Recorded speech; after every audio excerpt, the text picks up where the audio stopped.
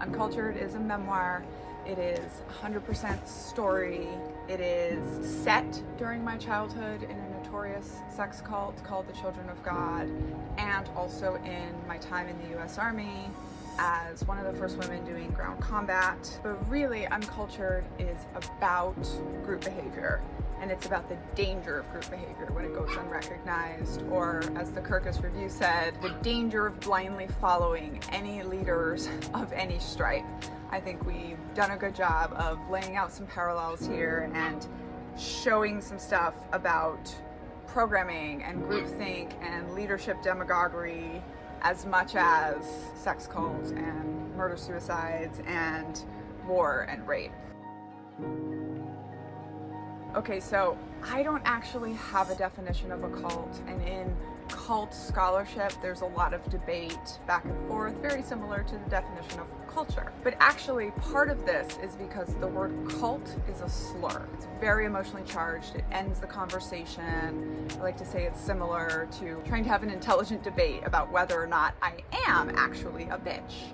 Please see the chapter I'm the bitch in Uncultured. What I think is more important than saying, is the Army a cult or is this organization a cult, is saying, like, what are the parallels here to toxic behavior, toxic leadership, toxic groupthink, right? There's all of these things we can find when we study groups, and we can find them in any group. So you don't have to be a sex cult that traffics children to be in a group with toxic behavior.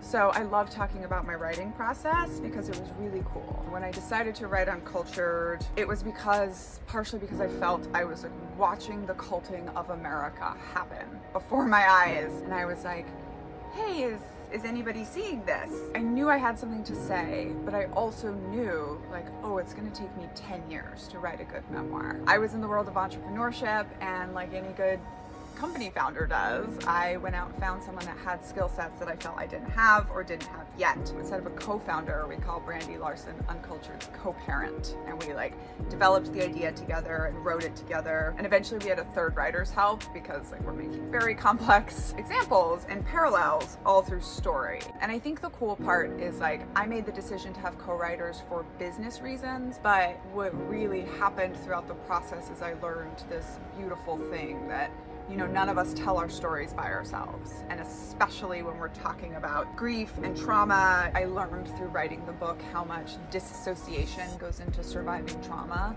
and of course when you want to do a good memoir, you have to put emotions into it. So these women literally helped me knit these emotions back into the story of my life, and that was surprising and it was beautiful, and hopefully I'll do it again on the next book.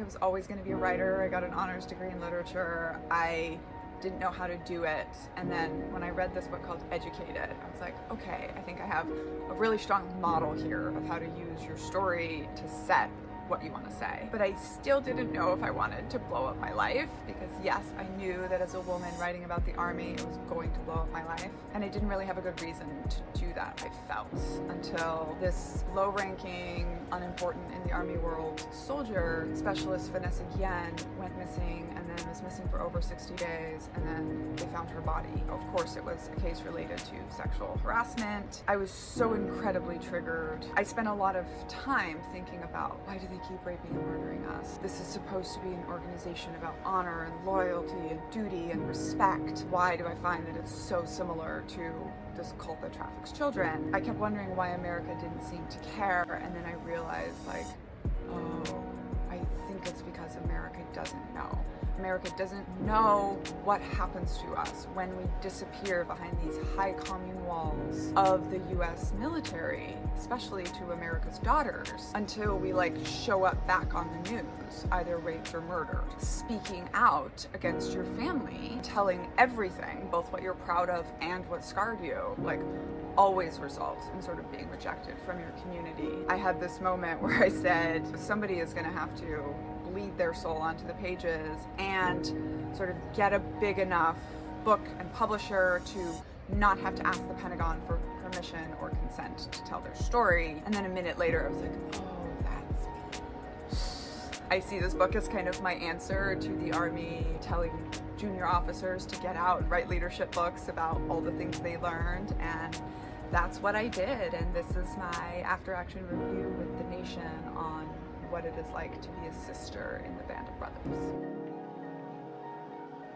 You know, on the one hand, it was really obvious because, like, the Children of God was set up to be militaristic. Our prophet David Berg, he copied the army. We called days off for a while R&R, and then it became W&R, word and rest. We were supposed to be literally God's army in the apocalypse, in the end time. The way that you program people is programmatic, and so you find that in all kinds of groups. The surprising one was to sort of find that rape culture in the army was pretty much exactly as bad as in the sex cult, and that there was legalized sexism, this endemic environment of harassment. People think it's surprising because they're like, oh, well, the military is supposed to be about honor, but yeah, the Children of God was supposed to be about love, faith in Jesus, and they used it to rape children and do religious prostitution and get 100,000 people committed to these things. So much of my work in showing these parallels is just getting people to realize, like,